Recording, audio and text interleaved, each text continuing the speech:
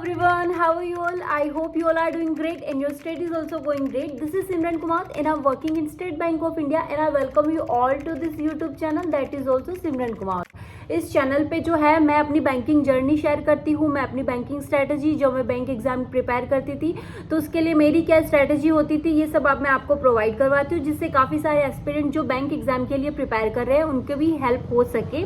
तो आज की जो एक स्ट्रैटेजी लेकर आई हूँ, जिस सब्जेक्ट के रिगार्डिंग मैं स्ट्रैटेजी लेकर आई हूँ, that is my own strategy कि मैंने किस तरीके से प्रिपेयर किया था। जब भी कोई एस्पिरेंट जो है बैंक एग्जाम के लिए तैयारी करता है, सबसे मेन कंसर्न उनका होता है हमारा इंग्लिश, चाहे वो इंग्लिश मीडियम से हो स्टूडेंट, चाहे वो जो है इंग्लिश हिंदी मीडियम से हो। सारे कैंडिडेट का एक ही क्वेरी होता है कि हमारा इंग्लिश क्वालिफाई नहीं हो पा रहा है बैंकिंग स्ट्रेटजी के लिए। तो सबसे पहले मैं आपको बता देती हूँ कि चाहे आप इंग्लिश मीडियम से हो, चाहे आप हिंदी मीडियम से हो, चाहे आप इंग्लिश में कितने भी अच्छे हो, चाहे एकदम जीरो पे हो, सभी के लिए स्ट्रैटेजी आपकी जो मैं आप लेकर आई हूँ वो होगी। तो सबसे पहले मेरे पास में कमेंट आया था अभी 2 दिन पहले कि दीदी मैं जो है हिंदी मीडियम स्टूडेंट से हूँ तो क्या मैं एक बैंक एग्जाम क्वालिफाई कर पाता हूँ, क्योंकि मेरी इंग्लिश जो है बिल्कुल भी अच्छी नहीं है ना, बिल्कुल भी अच्छी नहीं है। तो सबसे पहले मैं बता देती हूँ कि जिन भी कैंडिडेट की इंग्लिश जो है एकदम जीरो है वो भी बैंक एग्जाम क्वालिफाई कर सकते हैं विद गुड मार्क्स। मैं उन कैंडिडेट में से एक हूँ जिनकी इंग्लिश जो है आप बिलीव नहीं करोगे कि जिनकी इंग्लिश मुझे ये भी नहीं पता होता था इंग्लिश में दिस और दैट की स्पेलिंग क्या होती है, मुझे बिल्कुल भी प्रोनाउंसिएशन नहीं आता था, कुछ भी मुझे लिखना नहीं आता था। मैं इंग्लिश में नीलबट्टा सन्नाटा थी। जब मैंने फर्स्ट मॉक टेस्ट लगाया था जब बैंक एग्जाम के लिए, तो मेरा जो स्कोर आया था इन माइनस, वो माइनस में स्कोर आया था। ये देख के मुझे भी यूँ लगा था कि मैं नहीं कर पाऊंगी, बट मैंने ये सब करते हुए आज अच्छे मार्क्स से जो है मैंने क्वालिफाई किया और एसबीआई के एग्जाम भी क्वालिफाई किया, जिसको लोग बोलते हैं कि वो बहुत ज़्यादा टफ है, इसमें इंग्लिश भी बहुत ज़्यादा टफ आती है एंड ऑल दैट। उन्हीं कैंडिडेट में से जो मुझे आज ये क्वेश्चन पूछ रहे हैं, मैं भी शायद किसी यूट्यूब पे जब मैं पढ़ा करती थी, किसी भी चैनल से इंग्लिश की क्लास लिया करती थी, तब मैंने भी शायद वहां जाके कमेंट किए होंगे। कभी वो मेरे कमेंट हाथ आएंगे मैं दिखाऊंगी कि वहां मुझे ये लगता था कि ये मुझसे नहीं हो पाएगा मैम, ये मुझसे नहीं हो पाएगा because I am from Hindi medium और मेरी इंग्लिश बहुत ही ज्यादा घटिया है।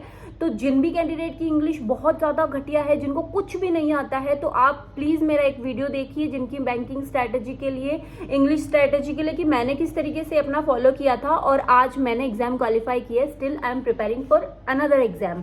तो सबसे पहले मेरा जो सोर्स होता था स्टार्टिंग से क्या होता था कि मेरा इंग्लिश में नहीं होता था। मैंने आपको बताया कि मेरा मार्क्स जो आते थे वो माइनस में आते थे, मैं मॉक टेस्ट देती थी मुझे माइनस में आते थे। तो आई रियलाइज कि मेरी इंग्लिश बहुत ज़्यादा वीक है। सबसे पहले मैंने थोड़ा बहुत अपना ग्रामर पे फोकस करना चालू किया कि मुझे ग्रामर होनी चाहिए। मुझे ये नहीं पता होता था कि टेंस क्या होता है, मुझे ये भी नहीं पता होता कि कौन सा नाउन होता है, कौन सा प्रोनाउन होता है, कौन सा एडजेक्टिव ये मतलब कुछ भी नहीं पता होता था। मुझे नाउन क्या होता है इवन ये भी नहीं पता होता था। शायद आप में से कुछ लोग ये तो होंगे कि उनको ये तो पता होगा कि नाउन क्या होता है, ठीक है, सब्जेक्ट क्या होता है, ऑब्जेक्ट क्या होता है, मुझे तो ये भी नहीं पता था। तो मैंने सबसे पहले थोड़ी सी ग्रामर का नॉलेज होता है वो लेना चालू किया। कहाँ से मैंने ये ग्रामर का ये लिया, अड्डा की मैंने एक बुक परचेज की थी ऑनलाइन, जहाँ पे ग्रामर की वो बुक थी। वो बुक लेके और मैंने अपना सेल्फ स्टडी करना चालू किया कि क्या होती है नाउन क्या है, और बीच बीच में मैं क्लासेस भी ले लिया करती थी। तो जब मैंने ये ग्रामर का थोड़ा सा नॉलेज लिया, उसके बाद में मैं जो है बुक रीड किया करती थी। एडिटोरियल पेपर मैं नहीं की थी क्योंकि मैंने मैंने जब बैंकिंग स्ट्रैटेजी मैं भी यूट्यूब पे काफ़ी टॉपर्स को देखा करती थी कि बैंकिंग इंग्लिश के लिए क्या किया जाए, तो मैं एडिटोरियल सब रिकमेंड करते थे। बट मैं स्टार्टिंग में एडिटोरियल पे नहीं गई थी क्योंकि जब मैं फर्स्ट टाइम एडिटोरियल पे गई तो मुझे कुछ समझ नहीं आता था। तो मैंने एक बहुत ही सिंपल सी बुक जो इंग्लिश में रीड कर सकूँ वो मैंने फॉलो किया, जो मुझे पता है आज भी कि वो एपीजे अब्दुल कलाम की बायोग्राफी थी। वो बुक अभी एट प्रेजेंट मेरे पास में नहीं है, वो घर पे है। तो एपीजे अब्दुल कलाम की जो बायोग्राफी थी वो मैंने रीड करना चालू किया। फिर मुझे बायोग्राफीज पढ़ना अच्छा लगता, तो धीरे धीरे मैंने इस तरीके से जो है बायोग्राफी पढ़ना चालू किया।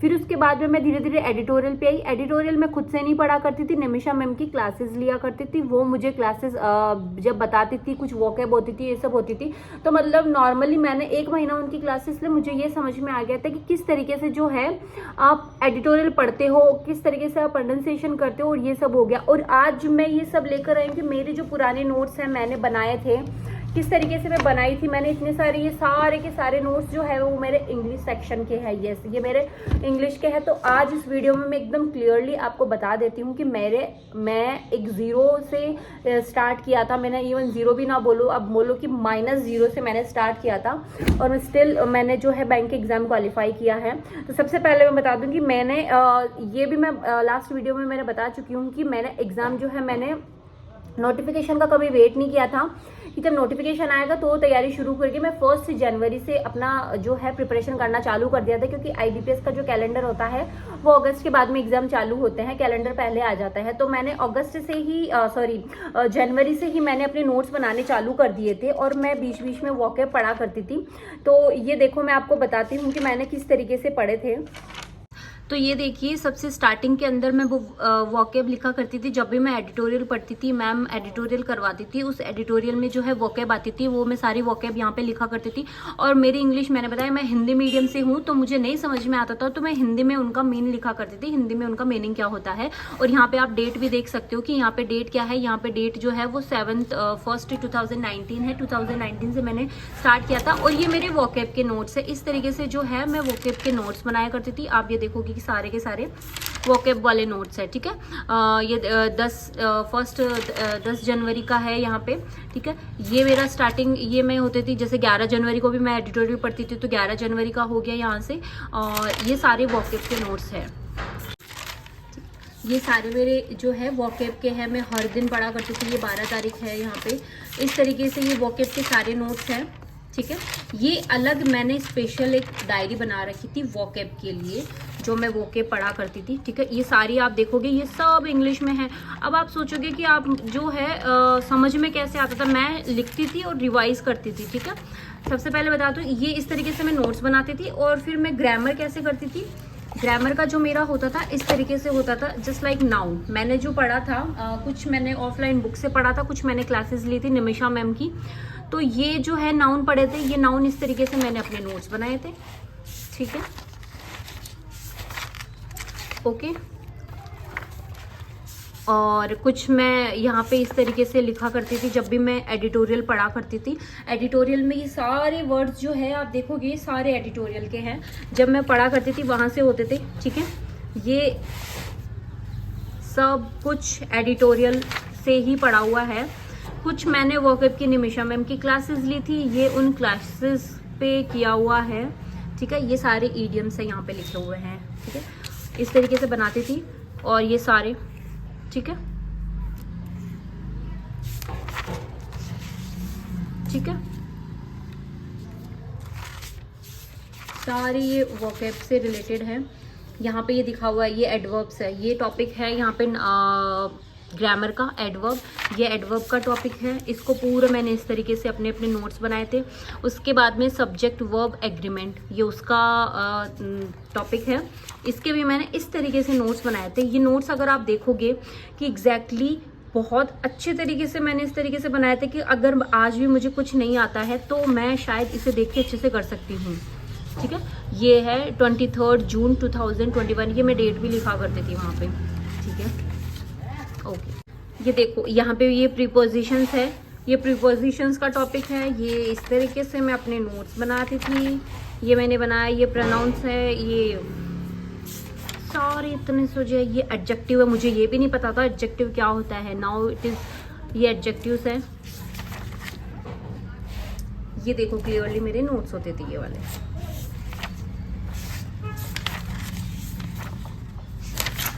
यहाँ पे रूल्स, एडजेक्टिव में रूल्स 1 2 3 6 7 ये सब ये रूल्स होते थे,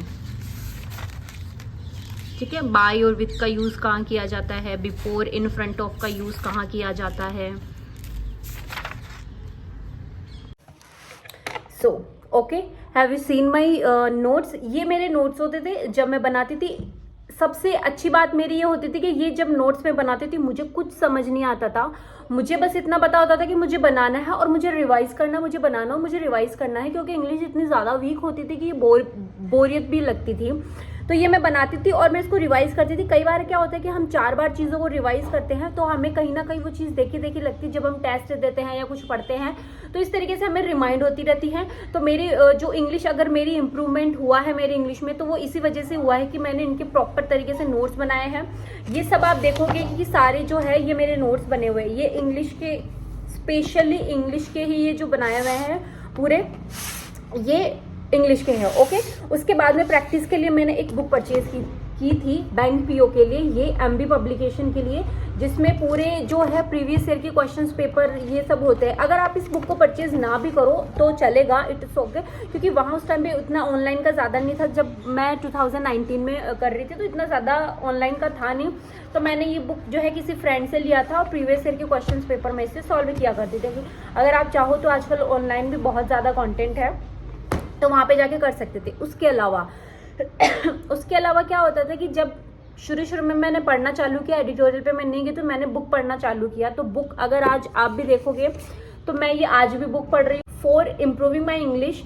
कि अगर आप चाहो कि आपकी इंग्लिश जो है आप एग्जाम के लिए पढ़ रहे हो तो आप ग्रामर के रूल्स रट लो, या फिर ऐसी चीज़ें थोड़े से रूल्स रट के आप एग्जाम क्वालिफाई कर सकते हो। नहीं, क्योंकि इंग्लिश एक जो है सब्जेक्ट नहीं है, एक लैंग्वेज है। आपको लैंग्वेज समझ में आनी चाहिए। तो उसके लिए आपको क्या करना पड़ेगा, आपको जितना हो सके आप रीडिंग करना चालू करो। मैं इतनी गंदी मेरी इंग्लिश होती थी कि उसके लिए मैं अपनी डायरी भी लिखा करती हूँ। आज भी जब भी मेरा मन करता है मैं कुछ भी इंग्लिश में जो भी सोचती हूँ, अपना daily routine to do list वो इंग्लिश में बना के अपना लिख लेती हूँ। तो अगर आप भी एक बिगिनर हो, आप सोच रहे हो कि हमें इंग्लिश नहीं आती, हम कैसे करें, तो सबसे पहले मैं बताऊंगी कोई भी एक टीचर फॉलो कर लो। कि मतलब आप चाहो अपने किसी एक टीचर को फॉलो करो, एडिटोरियल उनसे पढ़ो, डेली एडिटोरियल पढ़ो, और एडिटोरियल खुद से भी पढ़ो और एडिटोरियल क्लास में भी पढ़ो। और उसके बाद में जो है वॉकेब लिखना चालू करो, वॉकेब को रिवाइज करो, वॉकेब को डेली रूटीन में आप यूज करना चालू करो। ग्रामर के एक रूल्स जो होते हैं डिफरेंट जो होते हैं, एक तरीके से आप अपनी नज़र से निकाल लो, उनके अच्छे से नोट्स बना लो, जो भी है वो सब करना चालू करो। मुझे आज भी पता है कि जब मैं एडिटोरियल पढ़ा करती थी, स्टार्टिंग में मैं अड्डा से एडिटोरियल पढ़ती थी, विशाल सर से पढ़ती थी मैं, कि जब मैं एडिटोरियल पढ़ रही थी और वो जब एडिटोरियल में जो वॉकेब होती है उन्होंने अच्छी वॉकेब करवाई थी, वो वॉकेब मैंने नोट डाउन की थी। लास्ट में उनका ये होता है कि उस वॉकेब को यूज करके आपके कमेंट में जो है एक तरीके से आपने ऐसे लिखना है, कुछ भी मतलब डिस्क्रिप्टिव कुछ भी लिखना है। तो जब मैंने वो सारी वॉकेब का यूज करके एक छोटा सा 6-7 लाइन का एक डिस्क्रिप्टिव लिखा था और मैंने कमेंट पे भी पोस्ट किया था।